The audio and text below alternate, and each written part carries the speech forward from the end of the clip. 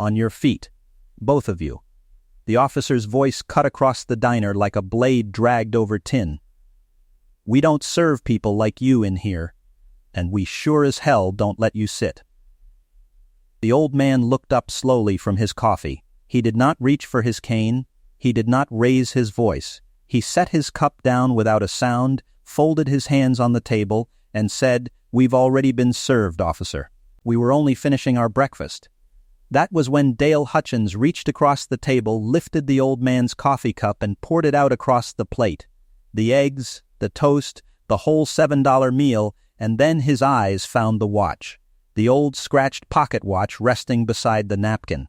He picked it up between two fingers like it was something he'd scraped off his boot. "Now where," he said, smiling, "does a man like you steal a watch like this?" And he let it fall. His heel slid over it on the tile. The old man did not flinch. He looked Dale Hutchins dead in the eyes, and what lived in those eyes was not fear. It was patience. The patience of a man who had been waiting 60 years for this exact moment. Nobody in the Bluebird moved. Nobody spoke. A teenager in the corner booth slid her phone up above the rim of the table. The officer had no idea who he had just done that to. He had no idea that in 4 minutes, 6 black SUVs would fill that gravel lot. He had no idea that he had just ended his own career, his uncle's career, and the quiet little kingdom his family had run in that county for 40 years. 4 minutes. Remember that number. Have you ever been measured by the coat on your back? By the color of your skin? By a man who decided your worth before you ever opened your mouth? Have you ever sat still and swallowed it because the alternative cost more than you had? Then let me take you back.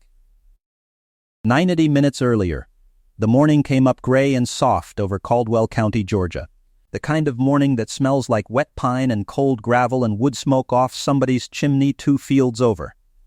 In a roadside motel on Route 9, in a room with a humming window unit and a Bible in the drawer, an old man named Elijah Reed was already awake. He had been awake since 4. Old men keep early hours, and Eli had kept earlier ones than most for longer than most. He sat on the edge of the bed in his undershirt and pressed slacks, and he did what he did every morning of his life. He took the pocket watch from the nightstand and held it in both hands, the way a man holds something that is more memory than metal. The case was dented. The crystal had a hairline crack running corner to corner. It did not keep good time anymore. It ran 4 minutes slow, and Eli had never had it fixed, because his father had wound it slow, and Eli liked to live 4 minutes behind a world that had always been in too much of a hurry to be kind. He turned it over. On the back, worn nearly smooth by 64 years of thumbs, were the words a jeweler in Macon had cut into it for $1 in the spring of 1961. They read, Isaiah Reed. That he stood. And under that, smaller, 1961. Eli closed his hand around it. He bowed his head. He said the same short prayer he said every morning, the one his mother taught him at a kitchen table in a house that no longer existed in a town that had paved over the lot. Lord, let me be useful today, and let me be kind, and where I cannot be kind, let me at least be just. He said amen. He wound the watch 4 turns. And he got up to put on his coat. The coat was the thing people always noticed and always read wrong. It was a plain brown wool coat, good cloth once, 10 years old now, with a small mend at the left elbow where Eli had snagged it on a chain-link fence outside a courthouse in Alabama. He could have bought 100 coats. He chose to wear this one. A man who has been underestimated his whole life learns that the underestimation is its own kind of armor. Let them see the coat. Let them see the cane, the gray hair, the slow, careful way he set down his cup. Let them believe what they wanted to believe. The believing was always the thing that undid them. There was a knock at the adjoining door, and a young man leaned in, already dressed, already restless, the way the young are restless when the old are slow. "Granddad, you ready? You said 7. "I said I'd be ready by 7, Eli said. "It's 6:40. Andre Reed was 24 years old and had passed the bar exam 11 weeks earlier on his first attempt, and he carried himself like a man who had not yet learned that the world would make him pay for that confidence. He had his grandfather's jaw and his grandmother's eyes and a future that on that gray morning. looked as wide and clean as the road outside. He was driving his granddad down to the county for the work that had brought them there. He did not yet know that the work would find them an hour early, in a diner over a cup of coffee that cost $1.90. "You want to eat at the hotel?" Andre asked. "No," Eli said, settling the coat onto his shoulders. "I saw a little place coming in last night. The Bluebird. Lights on, lot half full. A diner that's half full at 7 on a workday morning is a diner that knows how to cook an egg." He took up the cane he did not strictly need and the watch he could not strictly read and smiled the small smile he kept for his grandson. "And I have a weakness," he said, "for places that don't expect me." They drove out into the gray with the heater ticking and the radio low, a gospel station fading in and out between the pines, and Eli watched the county go by the window the way you watch a face you used to know. Tobacco barns leaning into the weeds, a church with a hand-painted sign, a house with a blue tarp staked over one corner of the roof, and Eli looked at that blue tarp a long moment. Because his father had nailed a blue tarp over their own roof the winter Eli was 9, and had told him, hammering in the cold, that a man patches what he can reach and prays over the rest, and that there was no shame in either one. Andre drove. Eli held the watch in his coat pocket where his thumb could find it. The fields opened and the sun tried to come through, and didn't quite. And for a few miles neither of them spoke, and it was the good kind of quiet, the kind you can only have with somebody you'd trust to drive you anywhere. Now here is what neither of them said driving out of that lot, because they did not need to say it. They both knew exactly why they were in Caldwell County. They both knew exactly what kind of place it was. And they both knew that the man with the dented watch in his pocket was the reason a great many people in that county were about to have a very bad year.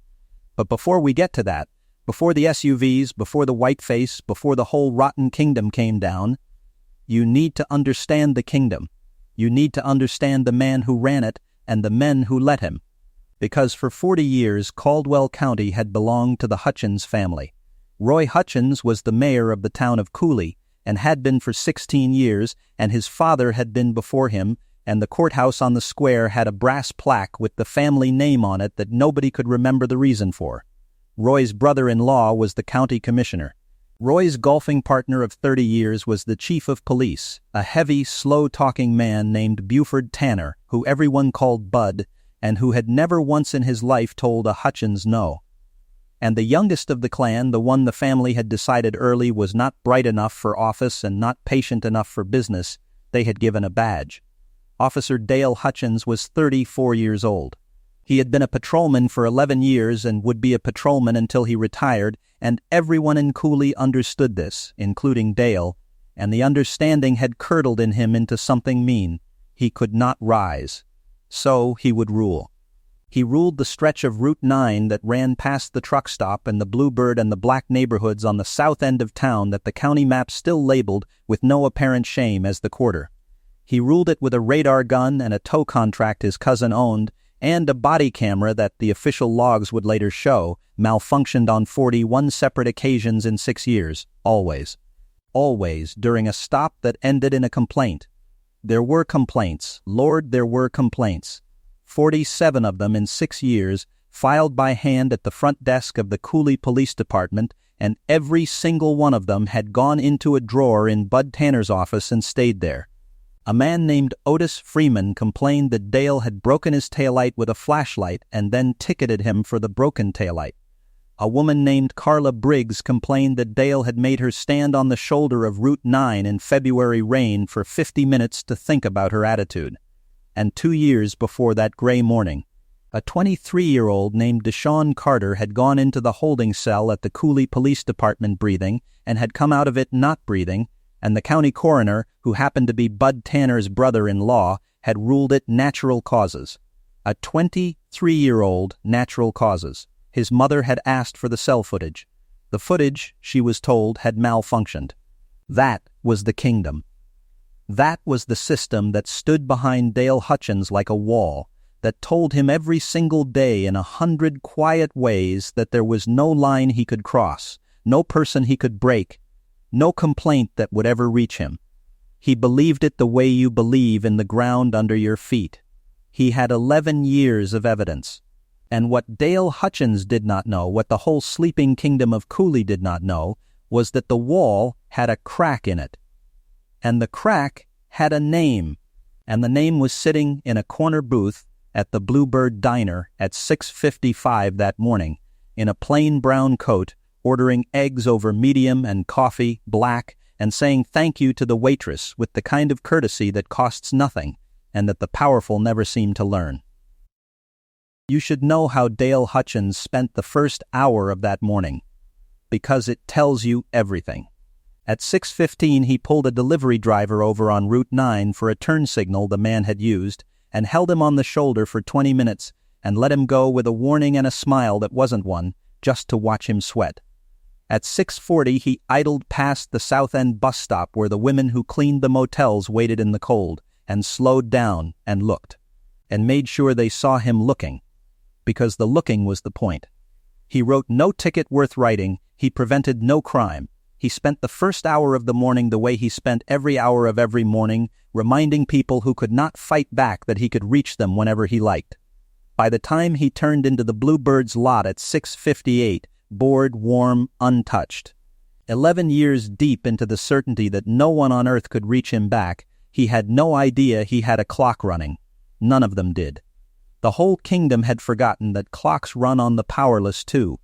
But what Dale didn't know would have to wait, because Dale was coming, and the morning was about to turn. The Bluebird Diner had 11 booths, a counter with 8 stools, and a waitress named Donna who had worked there for 22 years and had seen everything and said little. She liked the old man in the corner the minute he came in. He held the door for the trucker behind him. He called her ma'am. When she set down his coffee, he wrapped both hands around the cup like it was the first warm thing he'd touched in a while, and he said, "That smells like my mother's kitchen," and Donna, who did not cry, found that her eyes stung a little, and she did not know why. Eli and Andre ate slow. They talked low, the easy talk of a grandfather and grandson who liked each other, which is rarer and sweeter than people admit. Andre told a story about a professor. Eli laughed, a real laugh, quiet, and turned the watch over in his fingers the way other men worry a coin. In the corner booth, a teenager named Tessa Lyle, 17, was waiting on her mother's prescription to be ready at the pharmacy 2 doors down, scrolling her phone, half asleep. At the counter, 2 truckers argued about a ball game. It was an ordinary morning in an ordinary diner, and it had maybe 90 more seconds of being ordinary, and then the bell over the door rang, and Dale Hutchins walked in. He had not come for breakfast. He had come because dispatch was quiet, and he was bored, and the cruiser was warm, and he had seen, through the front window, 2 black men he did not recognize sitting in a booth in his town, and something in him. The thing 11 years of impunity had grown like a tumor, had wanted to go remind them whose town it was. He stood in the doorway, and he let the cold air in on purpose, and he looked at them. He looked at the young one first, Andre, in a gray hoodie, 24, a law degree and a clean record and a future. Dale looked at that hoodie the way a man looks at a code he's already decided how to read. "You two from around here?" he said. It was not a question. It was the opening of a door he intended to walk them out of. "No, sir," Eli said pleasantly, "passing through. On some business this morning, as it happens." He did not say what business. He would, in about 4 minutes, but not yet. "Can I help you with something, officer?" "You can help me," Dale said, walking over slow, hooking his thumbs in his belt, "by telling me what business 2 men like you got in Cooley." He said the word men the way other men say a slur. He had a way of making ordinary words filthy. It was a talent. It was the only talent he had. "Lawful business," Eli said. "Calm, always calm. We won't be any trouble to you." And here is the thing you have to understand about Dale Hutchins. The thing that was about to cost him everything. He could not stand the calm. He could break the loud ones, the scared ones, the ones who got an attitude, because their fear and their anger gave him something to push against. But the old man's calm was a still pond, and Dale needed to throw a rock into it. He needed to see the bottom move, so he reached down, and he picked up Andre's plate, the eggs barely touched, and he turned it over onto the table. "Whoops," he said. Andre started to rise. He was 24, and he had passed the bar, and the future looked wide, and for 1/2 second the future narrowed to the width of a hot, stupid rage, and his grandfather's hand came down on his wrist, light as a leaf, and held him there. "Sit, son," Eli said softly, not to the cop, to his grandson. "Sit, it's all right." And Andre sat, shaking, because he trusted the old man more than he trusted his own anger, and that trust was the only thing that kept that morning from becoming a different kind of story. Dale grinned. He'd found the pond's bottom. He thought he had. "Smart," he told Andre. "Listen to Grandpa. Grandpa knows how it works around here." Then he turned to Eli, and he saw the watch. It was lying on the table beside the old man's hand where Eli had set it down to eat. The dented case, the cracked crystal. Dale picked it up between 2 fingers, and he turned it over, and he read the worn engraving out loud in a sneering little sing-song. Isaiah Reed. That he stood. He snorted. That he stood. "What's that supposed to mean, old man? You steal this off somebody named Isaiah?" "My father's name was Isaiah," Eli said. And for the first time that morning, just for a moment, the calm in his voice had something underneath it. Something old and deep and load-bearing. That watch was a gift to him. "It is the only thing of his I have. I'd ask you to set it down." He should have set it down. Everything that came after, every headline, every hashtag, every federal car in that gravel lot, the end of the Hutchins kingdom, all of it, turned on the next 4 seconds, and Dale Hutchins, who had never once in his life been told no by anyone who could make it stick, decided to make the still pond move. He looked Eli dead in the eye. He smiled, and he let the watch fall. It hit the tile with a small sound, the saddest sound, and it did not break. And that was not enough for Dale. He slid his boot over it, slow, savoring, the way a boy steps on something just to feel it give, and he put his weight down, and the crystal that had survived 64 years, that had survived a beating in 1961, that Isaiah Reed had carried in his shirt pocket the day they cracked his jaw at a lunch counter not 40 miles from where they now sat, that crystal went under Dale Hutchins's heel with a sound like a small bone breaking.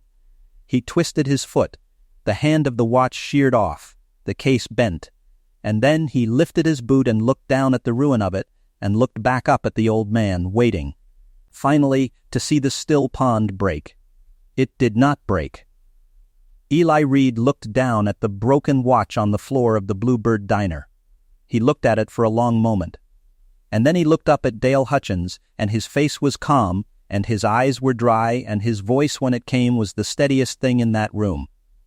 "You shouldn't have done that," he said, not angry, just true. The way you'd tell a man he'd left his lights on. "You really, truly shouldn't have done that." And in the corner booth, Tessa Lyle, 17, who had started recording the moment the officer turned over the plate, kept her phone very still, and her hands were shaking, and she did not stop. Donna, the waitress, stood frozen behind the counter with a coffee pot in her hand. The 2 truckers had gone silent. 11 booths of people who had spent their whole lives in Cooley learning exactly when to look at their plates were looking at their plates. Nobody moved. Nobody spoke. The system was working the way the system always worked. The strong did as they pleased, and the weak ate it, and the witnesses studied their eggs, and it had worked in that county for 40 years.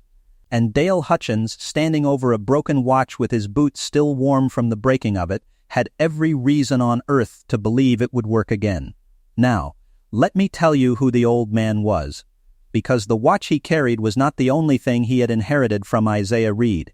In the spring of 1961, a 30-year-old Pullman porter named Isaiah Reed walked into a Woolworth's lunch counter in a town not 40 miles from Cooley, and he sat down on a stool at a counter where the law and the custom and the meanness of the age all agreed he was not allowed to sit, and he ordered a cup of coffee, and he waited. He waited while they refused him. He waited while they cursed him. He waited while a man poured a milkshake over his head and another man put out a cigarette on the back of his neck, and he did not get up. Because the whole point, the entire, terrible, magnificent point, was that he would not get up. They dragged him out by his collar in the end. they broke his jaw on the doorframe. And the next morning his wife had a jeweler in Macon cut 3 words into the back of the cheap watch Isaiah carried in his shirt pocket that day, the watch that had a new crack in its crystal from where it hit the floor of the Woolworths that he stood. Isaiah Reed never made any money. He never held any office. He died at 61 in a small house with a blue tarp over a leak in the roof, and he gave his son 2 things, a broken watch and a single sentence, which he said so many times that it wore a groove in the boy's soul. He would say, "Son, they will spend your whole life telling you to sit down. You stand up. You stand up even when standing costs you, especially then. Because the day will come, and you may not live to see it, but it will come, when the standing is the only thing left that was ever yours." Eli stood up. He stood up out of that county. He stood up through a segregated high school and a scholarship he nearly lost twice, and a law school that admitted 4 black students his year and graduated 2. He stood up through 20 years as a civil rights lawyer, suing sheriffs and school boards and prison systems, losing more than he won and winning enough to matter.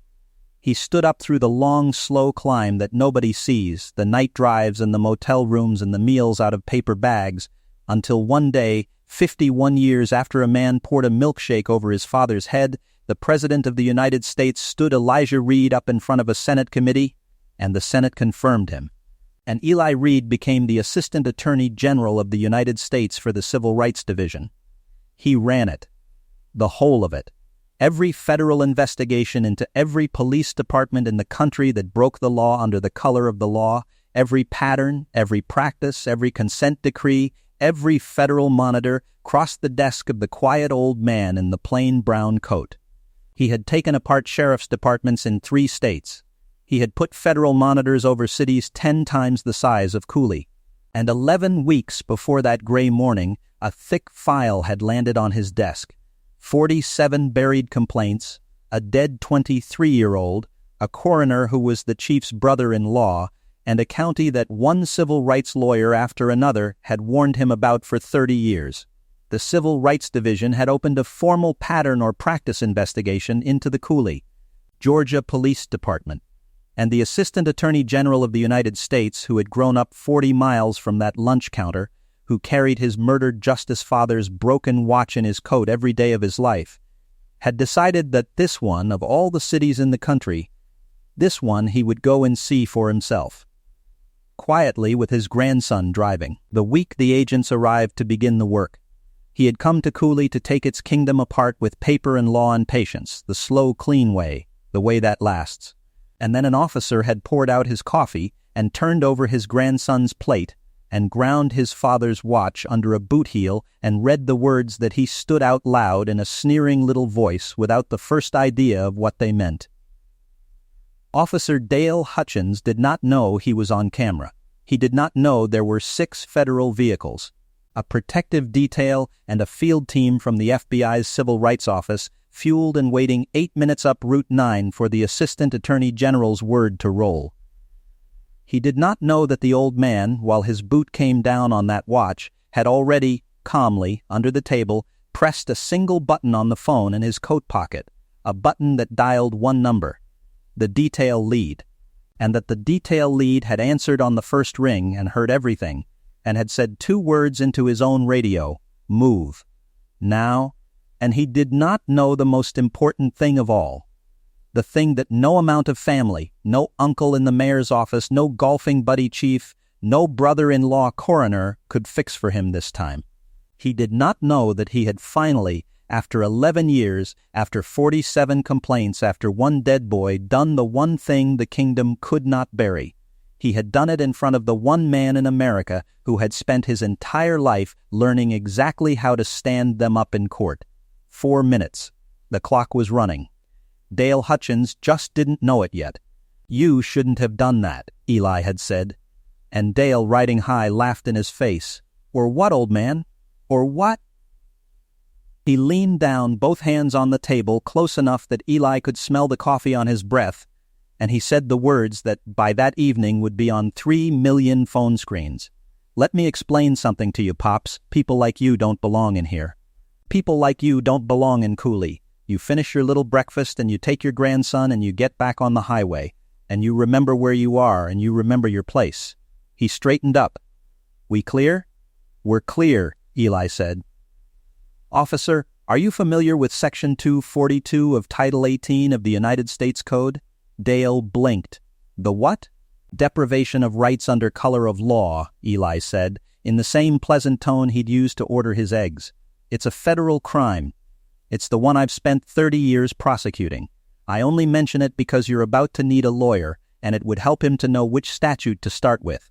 He nodded, very slightly, toward the front window. "I'd look outside if I were you." That was when the first SUV turned into the lot. It came off Route 9 fast and through gravel, and it had government plates and black glass, and behind it came a second and a third, and they fanned across that little half-full lot, in a way that no vehicle had ever fanned across a lot in the town of Cooley, and a fourth, and a fifth, and a sixth, 6 black SUVs. Doors already opening before they'd fully stopped, and men and women coming out of them in dark jackets with 3 yellow letters across the back, moving with the unhurried certainty of people who do not have to hurry because the outcome is already decided. The bell over the door rang, and it kept ringing, because they kept coming. A woman in a blue suit came in first, and she crossed the diner straight to the corner booth, and she did not look at the officer at all, and she stopped in front of the old man in the brown coat, and she said, clearly, so the whole room heard it, so the phone in the corner heard it, "Mr. Reed, are you all right, sir? Are you injured?" And then, because protocol required it, and because she wanted every soul in that room to hear it, she said it the full way. "Mr. Attorney General, are you injured?" You could hear the diner take one breath. Watch his face. Go back if you watch the video, and watch Dale Hutchins's face in that exact second. There's a frame right there where his whole life turns over behind his eyes. Because Dale Hutchins, who had grown up in that county and had a badge handed to him and had never been told no, knew exactly what those 3 letters on those jackets meant, and he had just heard the words Mr. Attorney General said to the old man whose father's watch was in pieces under his boot, and the blood went out of his face all at once, the way water goes out of a cracked glass. White, bone white. His mouth opened, nothing came out. His hand drifted toward his radio and then stopped, because there was no one to call. His uncle could not fix this. His chief could not fix this. There was no drawer in Bud Tanner's office big enough to bury what had just walked through that door. "I'm fine, Marshal," Eli said gently to the woman in blue. He had not raised his voice once that entire morning. He did not raise it now. He reached down, slow with an old man's care, and he picked up the broken pieces of his father's watch off the floor of the Bluebird Diner, and he closed them in his hand. Then he looked up at Dale Hutchins one last time, and the thing in his eyes was not triumph, and it was not even anger. It was something Dale had never once received in his whole protected life and did not know the name of. It was judgment, clean and patient and final. "My father stood up," Eli said quietly, so that one day his son could sit anywhere he pleased. "You poured my coffee out, son. You can't pour out 60 years. And he stood, the old man stood, and the federal agents stood around him. And in the corner booth a 17-year-old named Tessa Lyle stopped recording, and she had 4 minutes and 11 seconds of video, and her hands were still shaking, and she did not yet know that what was on her phone was about to change a county. Now, here is where most people think the story ends. The bad man caught, the old man vindicated, the face gone white. But if that were the end, the kingdom would still stand. A face going white in a diner does not change a county. What changed the county came next, and it came slow, and it came the way Eli Reed had spent his whole life making things come, with paper and law and a patience that does not let go. By that afternoon, Dale Hutchins was in federal custody. Not county, not state, where his uncle's friends could shake hands with the judge. Federal, he was charged under that same Title 18, Section 242, deprivation of rights under color of law, and because his boot had broken more than a watch, because a body camera that malfunctioned 41 times tells its own story to a federal grand jury, the charges did not stop with him. And Tessa Lyle's video went up that night. She titled it with 4 words, the 4 words she'd heard the officer say, and the title was "People Like You, Cooley GA," and she posted it at 9:14 that evening with 11 followers, and by midnight it had 200,000 views, and by the next evening it had 3 million. And by the end of the week, the hashtag "People Like You" and the hashtag "That He Stood" were trending in all 50 states, because somebody had figured out the watch, somebody had read those 3 worn words off a freeze frame and gone and found the story of Isaiah Reed at a lunch counter in 1961, and the whole nation understood at once that it had watched a thing close a circle 60 4 years wide. The world saw the video, but the world only saw 4 minutes. The Civil Rights Division saw the file, and the internet, which gets so much wrong, got this one right. Somebody paused Tessa's video on the freeze frame where Dale held the watch up to the light and read it out loud, and they zoomed, and they cleaned it up, and they posted those 3 worn words, "That he stood," and asked the question that was about to teach a whole country its own history. Who was Isaiah Reed? Within a day, a retired school teacher in Macon had answered. She had a photograph. She had a name in an old church bulletin. She had the story of a Pullman porter who sat down at a Woolworth's counter in 1961 and would not get up while they poured a milkshake over his head. And the country put the 2 things side by side. The father who would not get up in 1961, the son who would not get up in that diner, and something cracked open in people that does not crack open easily anymore. Go back and watch the moment the officer reads the engraving. Watch his lips. He says the words "that he stood" like they're a joke, like they're nothing. And he is standing 12 inches from the proof that those 3 words are the only thing in that whole diner that will outlive every single person in it. He just couldn't read what was right there in his hand. Most of the kingdom never could. By the end of that week, the case had its own momentum, the kind no uncle and no chief and no drawer can stop. Eli Reed did not prosecute the case himself. A man does not sit as judge in his own injury, and he knew it better than anyone alive. He handed it to his deputies, and he stepped back, and he let the machine he had spent his life building do the clean, slow, merciless work it was built for. And the machine opened every drawer in Bud Tanner's office. 47 complaints came out of that drawer and into the federal record. Otis Freeman, whose taillight Dale had broken and then ticketed, gave a sworn statement.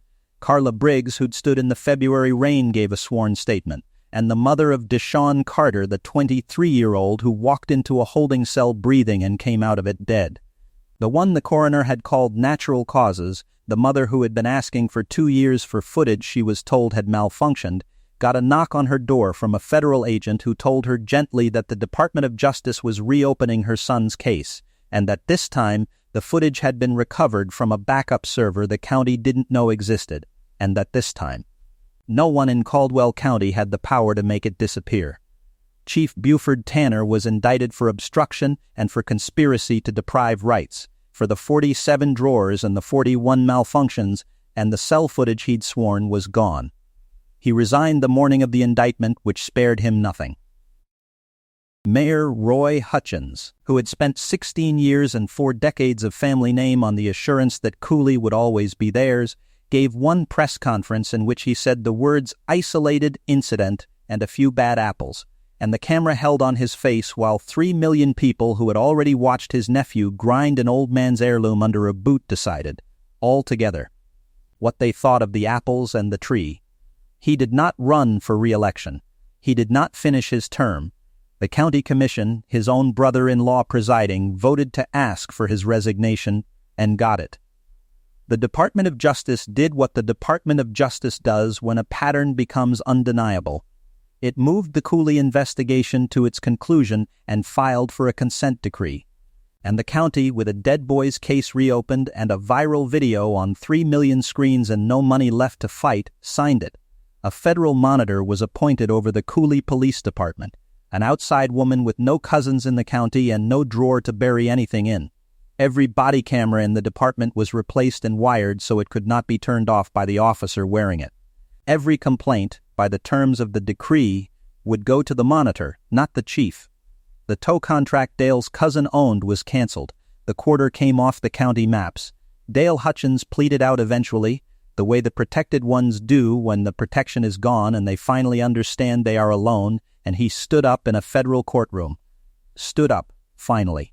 The only honest standing he'd ever done, and the judge sentenced him, and the number was years, and they were not in Caldwell County, where his name meant something, but in a federal facility 3 states away where it meant nothing at all.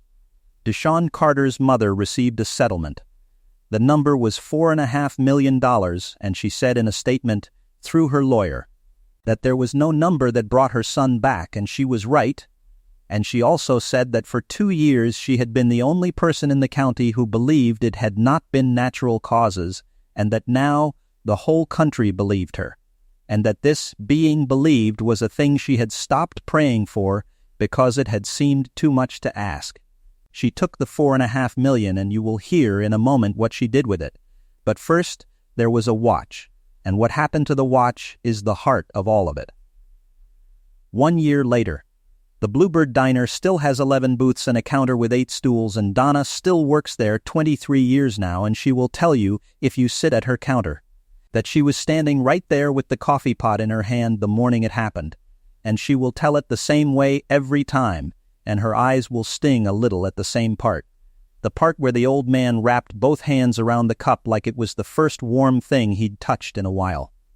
On the wall by the corner booth, there is a small framed thing now. It is not a photograph. It is a watch, an old dented pocket watch with a cracked crystal, its sheared-off hand resting beside it on the velvet, and a small brass plate beneath it, and the plate reads, Isaiah Reed. That he stood.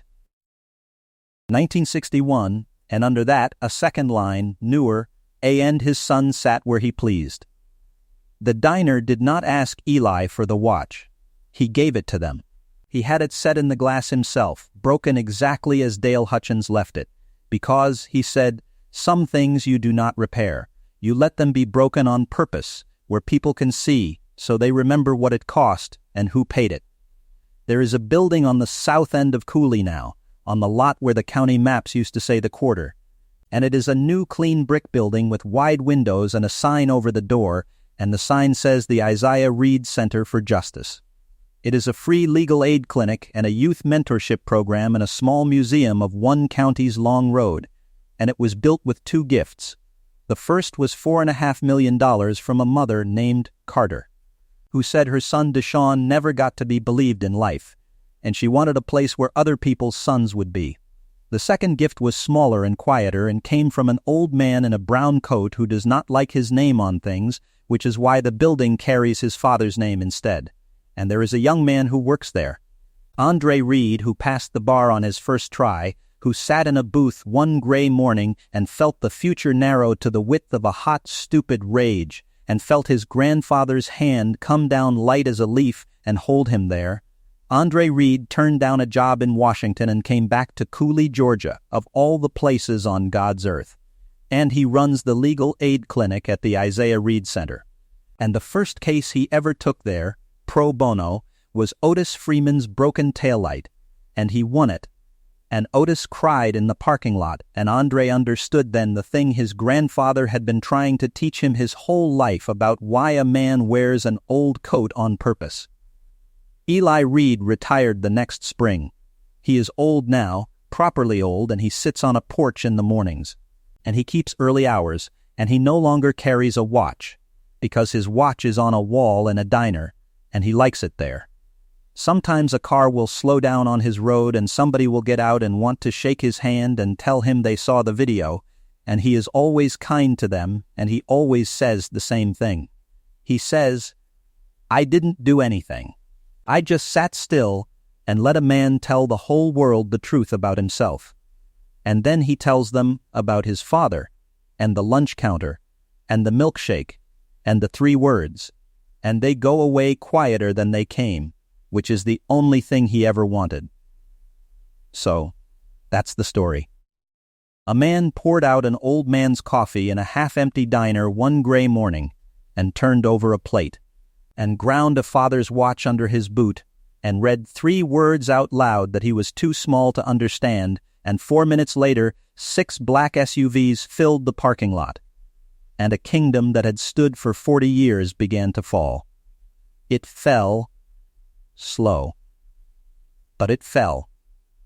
If this story moved you, if you felt that watch break, if you felt that face go white, do me a favor. Like this video, share it with someone who needs to hear it, and subscribe because we tell the stories of the ones the world looked at and got wrong, and there are more of them than anyone wants to admit.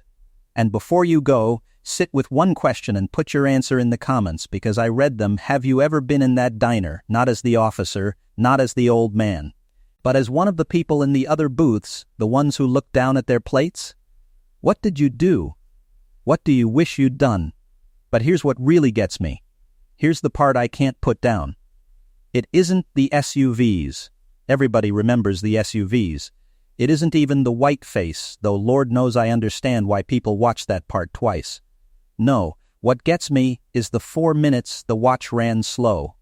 Eli Reed lived his whole life 4 minutes behind a world that was always in too much of a hurry to be kind, because his father wound that watch slow and he never had it fixed. And on the one morning of his life when it mattered, on the one morning a man needed exactly 4 minutes to arrive, it was the slowness, the patience, the standing still, the not getting up, that won. The whole kingdom of Cooley ran on speed, on grabbing first, on getting ahead, on never waiting for anybody. And one old man who'd learned how to wait took it all apart by simply, calmly refusing to be in a hurry to be afraid. His father told him, "The day will come, and you may not live to see it, but it will come when the standing is the only thing left that was ever yours." Isaiah Reed did not live to see it, but it came. So here's my real question, the personal one, the one I actually want you to answer. We've all got a watch somewhere, a thing somebody gave us, a thing somebody stood up for, a thing that cost more than it looks like it's worth. Maybe it's an object. Maybe it's just a sentence somebody wore a groove in your soul repeating. What's yours? What did somebody stand up for so that you could sit down somewhere they never got to? Tell me about them in the comments. Say their name. Because saying the name, that's how the standing keeps standing. I'll be reading every one.